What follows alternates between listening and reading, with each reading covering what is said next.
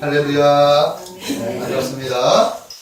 네, 한 주간도 주 안에서 평안하셨죠? 아멘. 좌우 옆 사람하고 인사하겠습니다. 샬롬, 주의 사랑으로 사랑합니다. 축복합니다. 시작. 샬롬, 주의 사랑으로 사랑합니다. 축복합니다. 아멘. 은지 자매님 나오셨는데 우리 한번 반갑게 또 인사할게요. 이번엔 이렇게 인사할게요. 샬롬, 예수님이 오늘 당신을 만나기를 원하십니다. 이렇게 인사할게요. 예수님이 오늘 당신을 만나기를 원하십니다. 시작. 샬롬. 예수님이 오늘 성도님들을 만나주시기를 원하십니다. 아멘.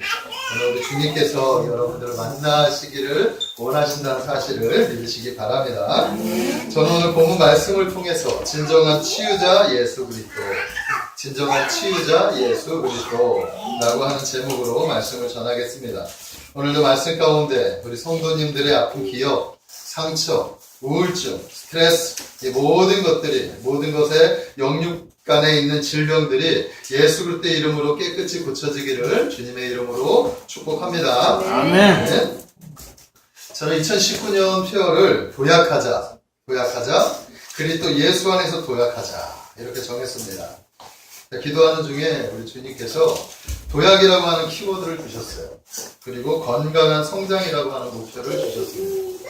자, 그래서 우리 참회복한 교회가 새해에는 지금보다 한 단계 또는 두 단계 성장하고 성숙되어지기를 기대하면서 출발하고 싶은 거예요. 아멘. 자, 이것은 영적인 도약이자 또한 양적인 어떤 도약까지 포함되는 것입니다. 자, 우리 모든 성도님들이 그리스도 예수 안에서 믿음이 굳건해지고 또한 신앙이 단단해져서 자신의 구원에 대해서는 의심하지 않게 되고 또 가슴속에 하나님의 나라를 품고 또 그의 나라와 그의 의를 위해서 내가 살아가야 되겠다라고 하는 그런 비전을 품고 작게는 자신과 자신들의 가정을 믿음으로 이끌고 또 크게는 교회와 열방을 품고 나아가게 되기를 주님의 이름으로 소망합니다. 아멘. 건강한 신앙을 가진 자의 내면이 될 것입니다. 그 가정에서 우리 교회도 성장하게 될 것이고 건강하게 될 것이라고 저는 믿습니다. 아멘. 자, 그런데 이 도약을 위해서는 반드시 거쳐야 하는 한 가지 과정이 있는 것 같아요. 그것이 바로 뭐냐 하면 내적인 치유입니다. 자, 우리는 외적인 어떤 질병의 치유도 중요하지만 사실은 내면에 있는 어떤 그런 질병의 치유, 이것이 더 중요하다고 말할 수 있습니다. 자, 외적인 질병은 외상이라고 하는, 그러니까 외적으로 어떤 증상들이 나타나죠. 어떤 증상들이 나타나기 때문에 병원에 가서 의사들에게 그 이야기를 하면 고침을 받을 수가 있습니다. 자, 그러나 내면적인 질병은 어떤 증상들이 내적으로, 외적으로 나타나지 않아요. 그래서 외적으로 나타나지 않기 때문에 자기 자신이 짊어져야 하는 그런 어떤 영적인 무기일 수밖에 없어요. 어떤 영적인 고통일 수밖에 없고 정신적인 어떤 스트레스일 수밖에 없습니다.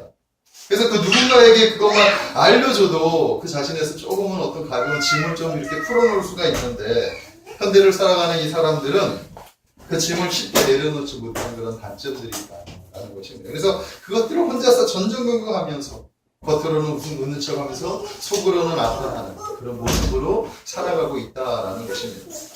자, 저에게도 고쳐야 할 그 어떤 내적인 질병이 있어요. 제가 이번 한 주간 동안 그것들에 좀 심하게 좀 경험을 한 것 같아요.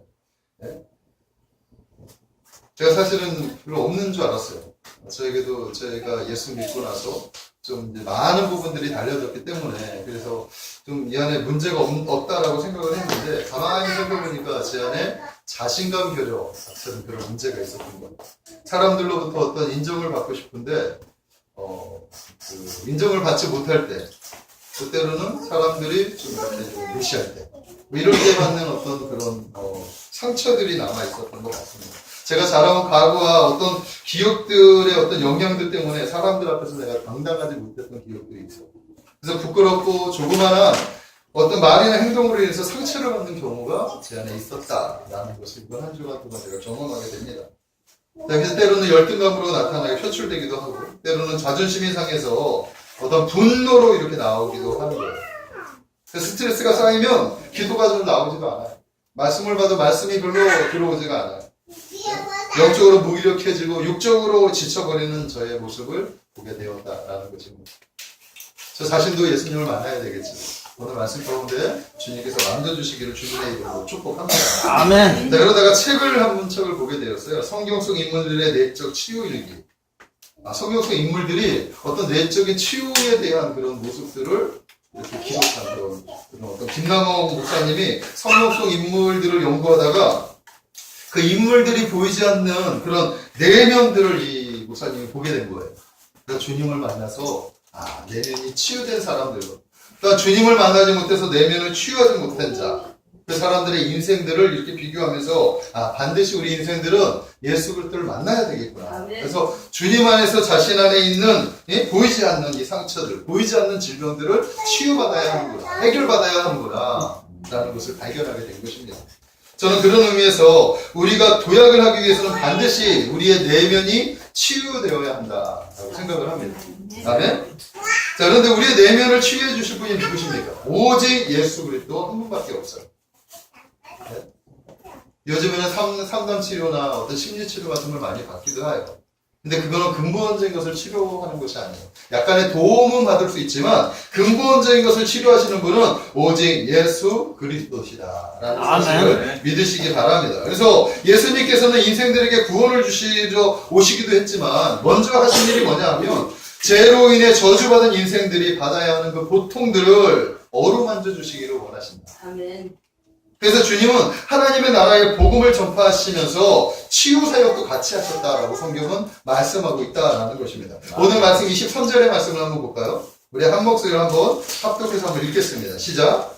예수께서 온 갈릴리에 두루 다니사 그들의 회당에서 가르치시며 천국 복음을 전파하시며 백성 중에 모든 병과 모든 약한 것을 고치시니. 천국 복음을 전파하시면서 또 무슨 일을 하셨느냐? 백성 중에 있는 모든 병과 모든 약한 것들을 고쳐주셨다. 아멘? 예수님께서 하신 일이었다라는 것입니다. 자, 인생들이 죄를 짓자 가난이 찾아왔어요. 질병이 찾아왔어요. 고통이 찾아왔어요. 저주가 찾아왔습니다. 죄는 우리의 영혼을 파괴합니다. 믿으십니까? 죄는 우리가 죄를 지으면 우리의 영혼이 파괴되는 거예요. 우리의 삶을 파괴하는 거예요. 죄는 우리를 아프게 하고 힘들게 하고 죄는 우리를 분노케 하고 원망하게 하고 좌절하게 만듭니다. 그리고 마침내 우리를 사망으로 끌고 가는 게 죄이죠. 자, 그러나 우리 주님은 죄에서 우리를 자유케 하시는 분이에요. 믿으십니까? 고통에서 해방시켜 주시는 거예요. 저주의 삶을 축복의 삶으로 바꿔주시고 회복의 삶으로 바꿔주시는 거예요. 평강을 주시고 기쁨을 주시는 분이 우리 주님이시다. 아멘? 그 진정한 삶의 가치를 주님을 만난 사람들은 발견할 수 있게 된다는 것입니다. 그래서 인생들은 반드시 예수 그리스도께로 나와야 돼요. 그래서 예수님을 꼭 만나고 그분에게 치료를 받아야 된다는 것입니다. 성경에 보면 주님께 나아가는 자는 반드시 주님의 은혜를 경험하게 된다라는 것을 알 수 있어요. 아멘. 네? 아무리 우리 주님이 피곤하고 아무리 주님이 바쁘다고 하더라도 주님 앞에 나온 모든 환자들, 나온 인생들은 주님이 꼭 어루만져 주시고 그를 고쳐주셨어요. 성경에 보면 예수 만난 사람들 중에 고침받지 않은 사람들이 없어요. 예? 다만 믿음이 없어서 또는 나아가다가 예수님을 붙잡지 못했기 때문에 고침을 못 받는 경우는 있을지 몰라도 예수님께 진실한 마음으로 나아간 사람들은 모두 다 고침을 받았다라는 것을 우리가 알아야 되는 것입니다. 아멘. 자, 그렇기 때문에 우리는 주님 앞으로 나아가야 돼요. 특히 믿음의 사람들도 주님 앞에 나아갈 수 있어야 됩니다. 왜냐하면 이런 사람들은 이런 생각을 해요. 한 번 만났다고 해서 우리가 주님을 한 번 만났기 때문에 나는 주님을 만났어. 그렇기 때문에 이제 주님을 만날 필요가 없어. 이렇게 생각하는 사람들이 있습니다. 자, 그러나 우리가 인생 살아가다 보면 건강한 삶을 살다가 그렇죠? 어떤 질병이 있어가지고 고침을 받았어요. 그래서 건강해졌어요. 그런데 건강한 삶을 살다가도 어느 순간에 어떻게 돼요? 갑자기 질병이 찾아올 때가 있어요. 마찬가지예요. 예수 만나고 우리가 자유했다 하더라도 우리가 살아가는 인생 속에서 찾아오는 여러 가지 그런 관계식 가운데 우리가 계속해서 데미지를 받아요. 우리는 계속해서 그렇기 때문에 매 날마다 주님께 나아가는 것이 중요한 겁니다. 아멘? 아무리 믿음의 사람이라고 해도 아무리 주 안에서 자유함을 얻었다고 하더라도 네? 해결되지 못하는 많은 내면의 문제들이 우리 안에는 있다는 사실을 알아야 됩니다. 아멘. 그래서 믿는 사람들도 주님을 날마다 나아가야 한다는 것을 우리가 알아야 됩니다. 자, 그런 의미에서 저는 내적 치유에 대해서 몇 가지만 여러분들과 은혜를 나누기를 소망합니다. 자, 첫 번째는 뭐냐 하면 인생들은 누구에게나 상처가 있다라는 것을 먼저 말씀드리고 싶습니다. 마가복음 11장 28절의 말씀에 보면 수고하고 무거운 짐진 자들아 다 내게로 오라 내가 너희를 쉬게 하리. 우리 주님이 초청을 하요. 인생들을 초청하는데 뭘 초청하느냐? 수고하고 무거운 짐진 자들아. 그러니까 모든 인생들이 수고하고 무거운 짐이 있다는 거예요. 그래서 그 인생들아 나에게 와서 나에 와서 내게서 쉼을 얻어라. 주님이 그렇게 초청하고 있다는 거예요. 우리 모두는 외적, 내적인 상처를 가지고 살아가는 사람들입니다. 그 상처가 드러난 상처이든지 감춰진 상처이든지 간에 모두가 상처를 받은 피해자고 또 때로는 상처를 주는 가해자로 살아가고 있다라는 것을 우리가 알아야 돼요. 자, 이렇게 상처를 주고받는 것은 누구도 피할 수 없습니다. 왜냐하면 인간은 사회적인 동물이기 때문이에요. 사회적인 존재이기 때문에 이 사회생활하는 이 인간들은 모두 다 관계식에서 본의 아니게 남에게 상처를 주고 남에게 상처를 받으면서 살아가게 돼요. 자, 이러한 상처들은 어릴 때 만들어지는 경우들이 대부분이지. 자라오면서. 또 때로는 결혼을 하고 성장을 하고 나서 결혼하면서 뒤틀러진 어떤 부부 관계 때문에 생기는 경우들도 있습니다. 그러나 대부분은 어렸을 때 나타나는 증상들인데 어렸을 때 성폭행을 당한다든지 부모로부터 또는 사람들로부터 편애를 받았다든지 가난함, 신체적인 열등감, 누군가로부터 버림받음, 아동 학대를 당했거나 신체적으로 정신적으로 장애가 있는 그런 사람들 이런 상처를 받고 살아갈 수밖에 없다라는 거죠. 자, 이러한 상처들은 영적인 눌림으로 나타나기도 합니다. 그리고 낮은 자아상을 갖게 하고 허무주의, 분노, 성인 아동이 되는 거예요. 자랐지만 여전히 아동인 상태로 살아가는 거예요. 자폐증, 강박증, 정신산만, 냉소주의, 죄책감, 수치심, 자기방어, 합리화, 과거에 얽매이고 상처에 얽매이고 자기 비하를 하고 자기 무시를 하고 완전주의에 빠진 사람, 불신감, 우울증, 불안, 신경쇠약, 복수심, 자기 비해, 교만, 피해의식, 자포자기, 책임전가, 무기력증, 소외감, 가대망상, 의존증, 질투, 또한 버릇없음, 미움, 그 다음에 어떤 중독 같은 증상 이런 것들로 나타난다라는 것입니다. 이러한 상처들이 자신을 괴롭히는 거예요. 또는 더 나아가 함께 사는 사람들을 괴롭히는 일을 하게 된다. 자, 문제는 상처가 있는가 없는가가 아니에요. 모든 인생들은 다 상처가 있어요. 네? 그래서 누가 당신 상처가 있습니까 없습니까가 아니에요. 우리 모두는 다 상처를 안고 있어요. 지금 이 안에 있는 이 상처, 이 안에 있는 이 기준 안에 지금 벗어난 사람들이 있습니까? 아마도 한두 가지는 이 안에 이런 어떤 힘든 것 때문에 이런 것들을 가지고 있다라는 거예요. 자, 그래서 문제는 상처가 있는가 없는가가 아니라 모두에게 있는 이러한 상처들을 우리가 어떻게 대응하느냐 하는 것이 문제다라는 거예요. 그에 따라서 상처를 치유받기도 하고 더 성숙한 사람으로 발전하기도 하고 상처의 노예가 되어서 더 많은 시간을 허비하고 고통스러워 사는 사람들이 있게 된다라는 것입니다. 아멘? 그래서 우리가 상처 있으면 그 상처를 치유받아야 되는데 그 상처를 꽁꽁 안고 있으면 상처가 고쳐지지 않고 그 상처 안에서 상처의 억압 안에서 살아갈 수밖에 없는 존재로 살아갈 수 있다는 거예요. 그러므로 우리는 반드시 자신의 내면에 있는 질병을 치유받아야 하는 거예요. 아멘? 아멘. 자, 우리 주님은 말씀하고 있습니다. 수고하고 무거운 짐진 자들아 다 내게로 오라. 아멘? 만약 우리가 주님께 나아간다면 주님은 반드시 우리의 내면을 만져주신다라는 거예요.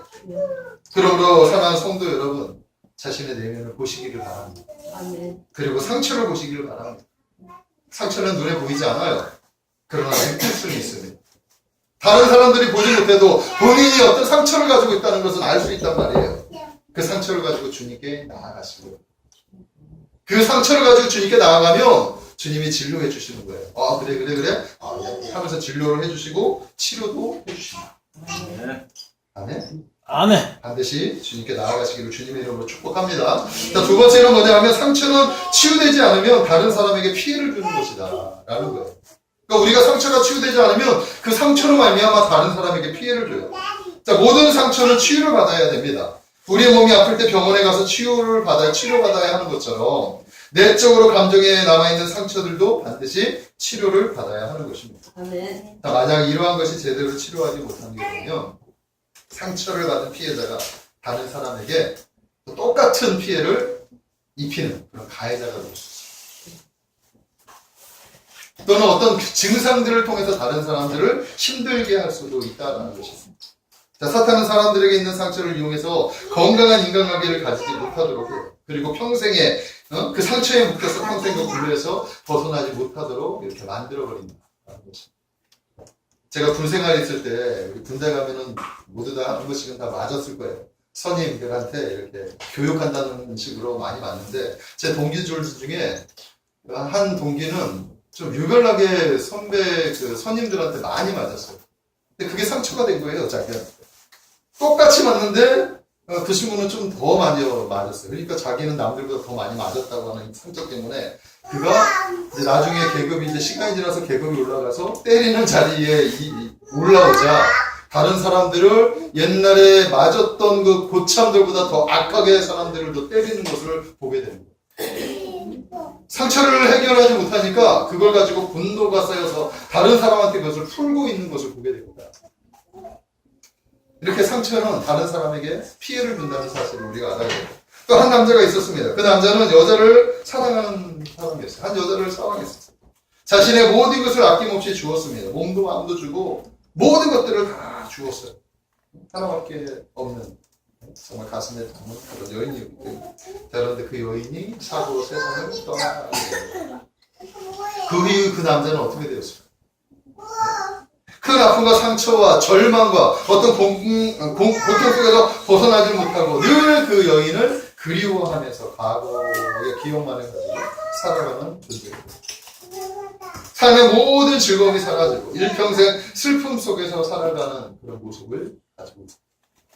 많은 사람들이 이런 상처의 아픔들이 있을 겁니다. 사랑의 상처가 상당히 오래가는 거예요. 그죠? 자, 이렇게 세상에는 갑자기 찾아오는 아픔과 상처들이 있다라는 거예요. 하지만 우리는 그 상처들을 극복하면서 살아가야 한다라는 거예요. 믿으십니까?